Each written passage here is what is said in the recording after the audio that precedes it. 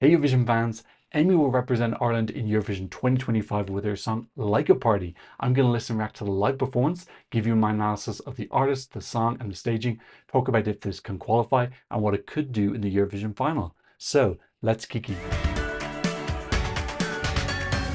Hi, my name is Tom. I'm an Irish Eurovision analyst and you can find all of this stuff on my Eurovision channel. So first off, if you want to see my initial reaction to the song, I did a video covering all 6 of them here. There's a timestamp for Emmy so you can skip straight to her part. I also did a live stream of Eurosong as well, but my connection was quite blurry. So I didn't see the LEDs, I couldn't see the dancing very clearly. So although I've seen it before, I'm going to be seeing the whole thing properly for the first time today. Let's quickly talk about Eurosong. Overall, I thought it was a really good national final this year. I felt it was much more competitive. I felt all 6 entries conceivably could have won if they'd really stepped up their staging, which I haven't felt in previous years. I thought there was good variety in artists, in music styles, and just song quality. I actually listened to a lot of these songs previous years. I don't really listen to as much. So if we look at the state of Eurosong now compared to how it used to be, much better. I still think there's gigantic limitations in the Late Late Show, not just in the kind of crappy small stage and the not very good sound mixing, but just also in the preparation. If you look at UMK, you can see they're doing behind the scenes, coming up with staging concepts. They brought in Sergio Hyen, who did Bambi stagings last year, to come up with amazing staging concepts for each person. So there's a team working with the artists to put on the best show. Currently with the Late Late Show, my impression is they just say to them, go away for a couple of weeks, come up with something, come back, you can do one rehearsal for 45 minutes.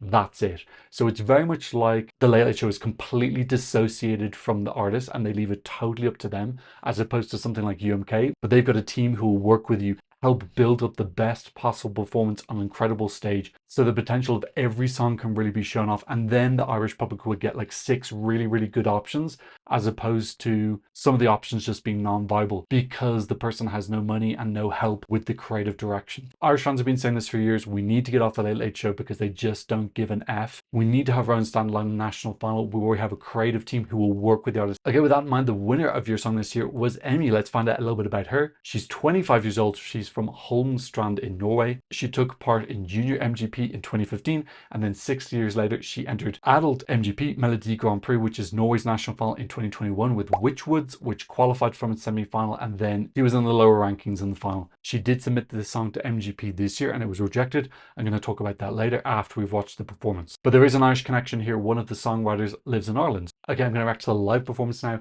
I'll leave in as much of the visuals and audio as they allow me to. If I do need to make changes, I'll put the original up onto my Patreon. Okay, I'm excited to see this because I couldn't see the LEDs when I was watching it. This is Emmy singing Laika Party, one in my secret bang. It's got a great beginning. It's very attention grabbing. Fun LEDs of spacey stuff. The kind of piano, it's cute. Vocals are really cute. She's got a very kind of slight childish sounding voice, but it's very clean. Lovely mic work there. It's sounding really professional performance. Dances can improve. Lots of time for improvement. The shiny costumes are cute. Everything can be elevated. I love getting the dog in the background, it's fun. I hope we get a little bit more intricate looking images. The bone twisting as well is fun. I prefer a little bit more energy in the choreo. It feels a little bit too dreamy, spacey. Vocals are clean. This is what won it for. She performed the best. And we're getting Laika. She was in the shuttle, by the way. Laika wasn't just floating in space. Okay, here's our dance. It's a little bit simple, just the marching legs. I'd like something a little bit more complex. But it's a fun starting point. And this is my favorite song about bums and dead dogs.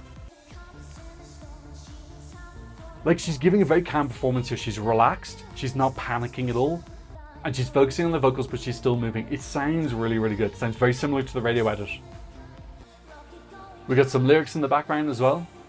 The color palette's a little bit generic. This pink, blue, we've seen this a lot. Hopefully they'll change that.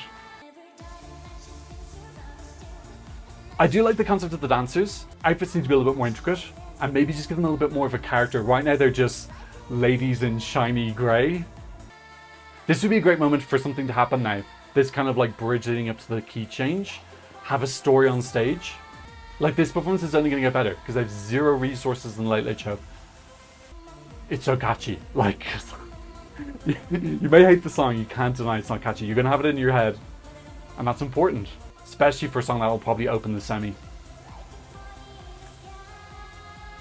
It's a lovely key change, and she delivers it so well. It's so clean.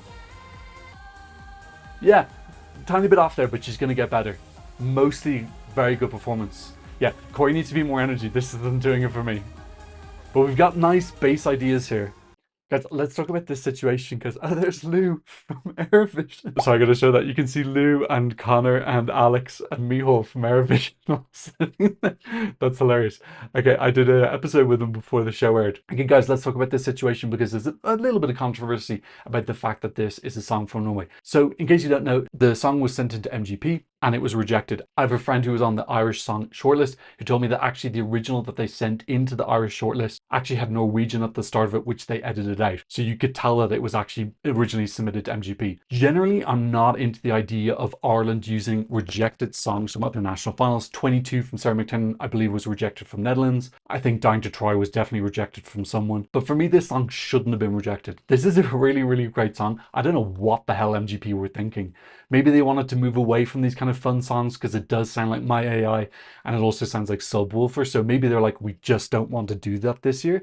But they really effed up because MGP this year is so weak. I already covered MGP. It's the weakest MGP I've ever covered. So totally and utterly bizarre that they rejected this. So I'm more okay with that because if it was a rejected song that was rightfully rejected, I'd be like, oh God, this isn't great. But Stig Carlson messed up in not picking the song. We're taking advantage of that. The other thing to note is that nobody else stepped their game up. Realistically, Bobby Arlo, love her, love the song. The vocals were not there at all. It sounded like she was barely singing towards the end of the song. Niall also loved the song. That staging was so bad. It looked like an amateur drama club. The dancing was super off. I didn't get growth in it at all. Vocally, he's super strong, but he just went for the big notes way too early. So I didn't feel growth. I felt panic in the second third, and he should have saved his big vocals for the end. There should have been some growth or crescendo. It was just like a tiny bit of calm and then just panic for 2.5 minutes. I wasn't getting growth in the staging whatsoever. Samantha Mumba, her vocals totally fell apart at the end. The Irish dancing made no sense to the song whatsoever. It was like My Way, I'm a Masterpiece empowerment song. What the hell has Irish dancing got to do with that? It felt like someone who doesn't watch the national finals and the contest, their interpretation of what Eurovision is, and it's just, that's not what it is. You can't just throw in Irish dancing for no reason whatsoever. So that didn't work either. Aji's song wasn't good enough. Relta's song wasn't good enough. So at the end of the day, the 5 Irish artists just did not step up their game and deliver. Emmy delivered. You know, the staging isn't complete, but you could see the ideas, her concept, her color palette, the dancers, the costumes, the guy on the keyboard. Vocally, so good. She just stayed calm throughout the whole thing. She didn't get panicky. There was no loss of her voice. She sang it really, really cleanly. She sang it passionately. She just did a great job. She was the best. And I'm going to be honest with you, those 5 other artists would have non-qualified. I know some people are going to say Bobby would have qualified if her vocals got 5 times better, but there's an if attached to that, whereas Emmy was presenting us a completed package. There were no ifs attached. All the other 5 artists had like a shopping list of if this would happen, this could qualify. Emmy presented the best package, absolutely deserved to win. She came second in the international jury, she won the national jury, and she won the televote. This absolutely won Irish people over. I think it was the best show of the night. I think it's just really, really hard to argue with that. Everyone's going to have their biases, but if you put your biases aside and say who performed the best and gave the most Eurovision ready package, Emmy. The reality is Irish artists need to step their game up, and the Irish national final needs to step their game up as well and help these independent artists. Stop putting them totally on their frickin' own, giving them no creative help at all. Like, I assume they're giving them like some creative help, but it feels so minimal when you see how pretty much all of them are flopping. And then you look at UMK and all 6 of them are giving incredible performances. I don't think that's a coincidence. I think they're being supported so much better in UMK. Emmy's got that big stage performance because she's been in Melody Grand Prix before, and I'm sure she took a lot of those experiences to say, how can I use the limited resources I have to give a good show? Okay, let's get through my analysis of the staging. So tons and tons of things to improve here. Again, I think her resources are really limited. The color palette of pinks and blues, I think, has been done to death. I'd like to see something a little bit different. Let's go for some just like a black spacey and then add in the color on top of that, even if it's just a bright pink and silver. We've had this electric blue and electric pink done so much, particularly in 2019. I don't know why, but we had like 10 songs do the pink and blue color palette. It's really, really old. Let's move on from that. I love the dancing astronaut, but let's make the dancing a little bit more complex. Let's make up something really, really iconic like Subwoofer had, because the marching, and I think it's the hands going into the side, it's just not particularly fun. I suppose the hand is meant to be like a wagging tail or something, but let's go for something even more dog-like. In terms of the dancers, I'm not saying they should be dressed up as dogs, because Subwoofer kind of already did that, but their costumes are super basic. That looks like a budget thing to me. They've just got these really simple silver tops on and silver pants. But yeah, I want to just see like really, really more intricate. So I hope that Emmy gets a little bit of money. She can get some custom costumes made if she decides to keep the two dancers. I think two dancers is good, and then the one guy on the keyboard. Her being on her own on the stage doesn't really look like a party. Actually, I think it'd probably be better to have four dancers, because then it's going to feel more party-like. But yeah, definitely everyone needs their costumes, the quality glammed up. I can't remember what Emmy was wearing. I have to admit, I actually quite like her costume ready. Again, just make it more expensive, add in more details. I would love to see some like runes or something like that, or some ogham, which is a type of Neolithic Irish writing. That would kind of connect Ireland and Norway as well, because Norway also has runes. That would be a really cute way to acknowledge Norway and Ireland, and kind of something that they have in common. I would really, really like that. But like, I like the LEDs, I like the dogs in the background. You kind of need that to explain what the song is about, and it adds to the funness of it. One thing I think they need to consider is targeting the adult market more. This song is going to mop up the children's vote like zero competition. Kids are going to absolutely love this. My 3-year-old niece already loves this song and is dancing to it. So they don't need to worry about young kids liking this. So just add in a couple of things for the adults. Make something a little bit more edgy or professional looking LEDs. Make the costumes cooler. Make some more fun dance moves to get that adult vote as well, because the children's vote is already wrapped up. That's not an issue. I like the guy on the keyboard at the side. It's fun. Maybe he can do a little bit more. Nothing really happens in the staging. Again, I would put that on the Late Late Show, because nobody's staging had anything happen apart from Samantha Mumba, who had the inexplicable Irish dancing. There's so much stuff that could be added. I would like to see some sort of a story happen, particularly in that little bridge before the key change. I don't know, maybe something involving like a prop dog or a video on the screen, something. This song has so much story behind it. I want to see that story on the stage more than just a couple of LEDs of spinning dogs. You know, maybe there could be a shuttle or something. That'd be really fun. Like, she could come out of a shuttle at the start, or a rocket, and then maybe she could get back in and the shuttle could kind of take off, and you can see Laika like in the window of the shuttle or something. Give me some visualization and story on the stage. Go bigger. It's so bare bones right now. It just looks like a supermarket performance. So we need more money. We need more glitz and glam and storyline put into this. I don't know if we can work with Sergio Hayem this year. We should have booked him before the season even started. We know that he worked on UMK and he's working with Cyprus this year. I don't know if he would work with us. I don't know if this song is his cup of tea. But if he doesn't want to work with us, I think we should reach out to the people who did My AI and Subwoofer staging, because they're going to understand this kind of vibe of song. Maybe just like get them to be a consultant, give a couple of ideas. So hopefully Emmy has those connections with MGP and she can utilize them. Okay, let's talk a little bit about the song, and I'm going to get so much stick for this, but I'm going to defend the lyrics of this song so hard, because if you follow me, you know that I cover all the national files. I'm so sick of all these hyper generic songs about self-empowerment or love that have no meaning whatsoever, full of cliches. This is something different. People are going to say this song is so stupid, it's about a dead dog in space.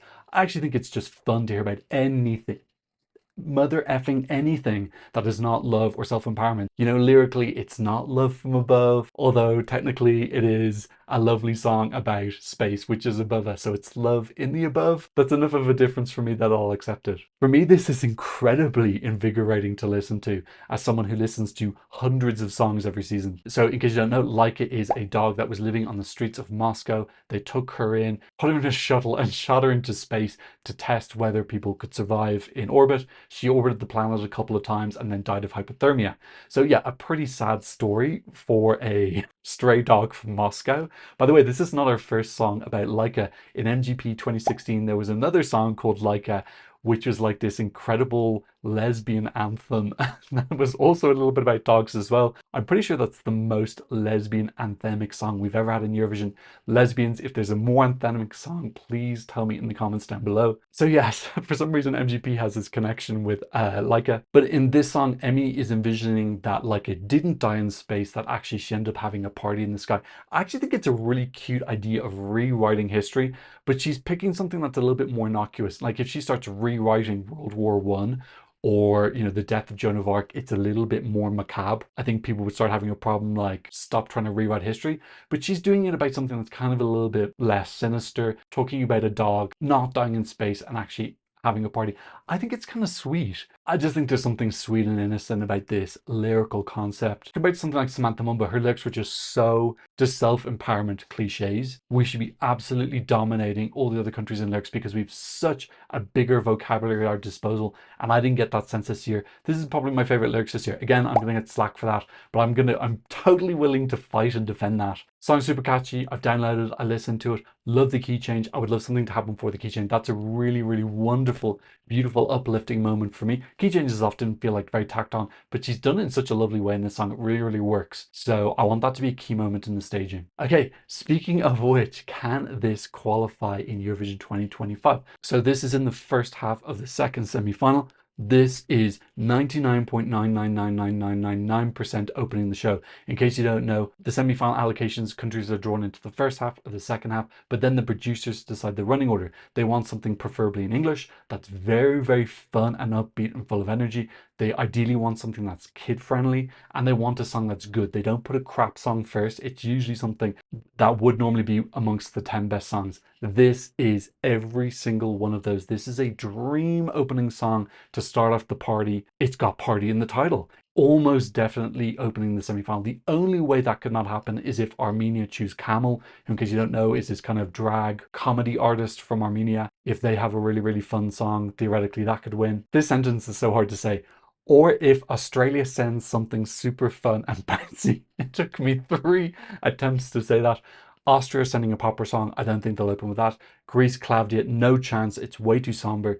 Tautomaitas, no, it's too ethnic, it's not in English. Nina Zizic, it's a ballad, no chance. Lithuania are probably sending Catharsis, it's too somber. Absolutely, definitely, this is opening up the semi-final. Now, is that a disaster? No. Lots of songs qualify from the first spot. If we look at recent years, 2021, both songs that opened the show qualified. 22, Albania didn't. Secret, but that should have qualified. They messed up the staging, and it did qualify with the televote. With the televote, both songs qualified. In 2023, one song did, one song didn't. Last year, Celia Capsis opened the show and she qualified. Sarah Bonici Loop didn't. So overall, first in the running order has a 53% qualification rate since 2008. But if you just look at since 2021, it's 63%. So that's pretty good. It's above average, actually. So although this is going to open, I don't think that's something to really, really panic about. Also, when you open the show, it means that you are not going to open the show in the final. So that means it'll get a better running order slot there. I definitely think this can qualify, but all those things I talked about in the staging need to be elevated. We need more story. We need more intricate costumes. We need a more fun viral dance. And we just need more storytelling on stage. Like I said, like a rocket on stage with Laika waving or something like that. They don't make it too goofy. And the bum bum chorus is so get stuck in your head that I think people will still remember us at the end. Like I said, kids who watch the show are going to see this because it's going to be the first song on. I'm hoping that they'll say to their parents, please go vote for it because of that. We don't have Norway, which is a little bit unfortunate, but we do have the UK, Australia, Denmark, Malta, Luxembourg. I think a lot of Finland. I think a lot of these countries will give this points. I think they're going to be 12s, but if you get steady points across the board, that's enough to qualify. One small thing to consider is that voting does not start from the first song in the semi-finals. It starts from the start in the final. The logic for that is by the time the final starts, you've seen all the songs. So voting can open from the start, whereas in the semi-finals, you haven't seen them yet. So how could you vote? So that is something to consider. Hopefully, if kids start watching the show and then they need to go to bed, they'll say to their parents, make sure you vote for Laika Party. And then the parents will do it because they'll be panicking that if it doesn't make the final, they're going to get blamed. Hopefully the children of Europe will pressure their parents into voting for this song. But I think that it can get through anyway. It's really, really fun and catchy. It's going to stand out. You know, we do have other fun songs like Erika Vikman and Koma and Mariana Conte Kant, but this has a little bit more of an electronic feel. It's got the very distinctive Norwegian production touch. Finland and Malta are much more sexual. This is more innocent and childlike in the song concept and the delivery. So it feels different. This has got a great, great chance to qualify. And that would be the first time that we qualified 2 times in a row since 2013, 12 years ago, when we went through an incredible can you believe that Ireland went through a 4 qualification streak? Niamh Kavanagh, Jedward and Ryan Dunn qualified 4 years in a row, and then we didn't qualify 8 of the next 9 years. So we really fell off a cliff. we're back on the cliff again. We climb back up and we're at the top of the cliff. So yeah, 2 qualifications in a row. I'll absolutely take that. I'm sorry, I really do think that the other 5 acts in their current form in Late Late Show would not have qualified. Maybe with Elevation, so many ifs. Emmy would have qualified, I think, with that performance. I think it would have come around 10th. I think with Elevation of the costumes and the staging, she can get up higher than that, and it can be pretty solid. Okay, what could it do in the Eurovision final? Well, I'm a little bit less optimistic about that. I do have a feeling that once it gets through to the final, it'll probably be a little bit more forgotten. You know, it's already competing with Ik, and Can't for Fun, and then when it gets to the final, it's also going to have to compete potentially with Tommy Cash from Estonia, maybe Vibe from Iceland. You're going to get 12 from Norway in the televote, which is really awesome. And maybe in the jury as well. That would be really cool to get 24 from Norway. We're not the type of country who usually get like a free 24 points like some other countries do. So that'll actually be kind of fun to get, to kind of guarantee that we'll get no points. I think this will do okay. I think it would be kind of like 17th, 18th in the final. Look, with Ireland's recent history in the last 10 years, I will take 17th, 18th place with 2 hands and 2 feet. 2 qualifications in a row is great. Okay, let's have a quick look at the odds. And Ireland are currently in 17th. Oh, I didn't know that before I said I thought this was going to come 17th. And it's actually moved up a little bit. So we were 20th and we've moved up to 17th. So moving up the odds after a song has been picked is a really good sign. I don't think this can win. I just think it's a little bit too childlike. I don't think the jury are going to rank it super high. I think it'll get some jury points, but I cannot see this being top 5 in the jury. Televote doing well theoretically if it gets if the staging is like super fun, like more fun than the other fun entries. Yeah, it can compete for the televote. I think a bigger televote score is more likely than the jury score. But yeah, 17th place in the odds. I think I'll take that as opposed to being rock bottom. And let's have a look and see how it's doing in the Eurovision scoreboard. And we can see that this is currently in 7th place. A tiny bit disappointing, but I have to admit, I think a lot of those songs above it are quite popular. Yeah, just seeing Luxembourg there as well, she needs to make sure that she's competing, because Luxembourg's staging is quite childlike as well, so need to make sure there's no clash there. Luxembourg is actually in our semi-final as well, so that's definitely something to make note of for semi-final number 2, is that we're differentiating ourselves from Luxembourg. I think they feel different enough, but they do have a lot of innocence to them. I don't think Luxembourg's song is innocent. I just think the staging looks that way. I'm not panicking about being 7th on the scoreboard right now. One of the effects when you have a very popular national final that people get behind is that when their favorites don't win, I think there's a slight period of mourning where people might want to under-rank a song. And then as the season goes on, people kind of get over it and they're like, actually, I do like this. So I imagine this will probably creep up a little bit in the rankings. And I have a lot of faith in Emmy. I think she's a great performer. Hopefully she's got a good team behind her and RT support her properly. Okay, that's what I thought about Emmy singing Laika Party. What did you think? Leave me a comment in the comment section down below. Thank you to everyone who's been supporting me on Buy Me Coffee and PayPal. If you want to support the channel, I'll leave a link for you here and also in the description. And of course, thank you to all my wonderful patrons for patronizing me from all around the world. On my Patreon, you can get original audio, early releases, you can be in the credits, you can support the channel, you can watch videos with no ads. Go check it out if you're a fan. But of course, thank you so much just for being here. And I've seen another Eurovision analysis video very soon. Goodbye. Or if Australia sends something, or if Australia sends something super